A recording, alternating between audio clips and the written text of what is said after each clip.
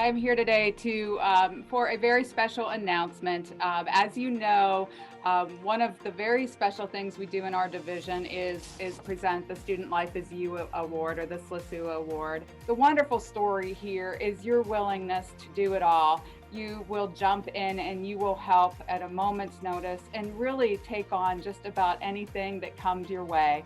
And some of the examples that were shared were a day when back when PMU retail was running, you jumped in and just went and worked PMU retail because it was going to be busy. We were understaffed. So you worked your normal shift and then you went over and helped there in the evening just to make things run smoothly. Personally sewing masks for the staff as that project, as the masks were scarce and we needed COVID masks. So personally investing your time to make that happen. I love the line, grabbing a hairnet and running to a dining court. I just imagine we're down staffing and we're busy, and Janet grabs the net out of her drawer and runs over to help out, which just says so much about you and how dedicated you are to Purdue as a whole.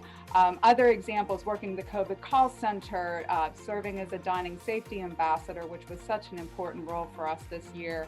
And then supporting the project last year when we couldn't do our normal party for our graduating seniors, but sent them their favorite cookies. And so putting that project together and getting those out the door to honor our graduates. Overall, Janet, the examples go on and on.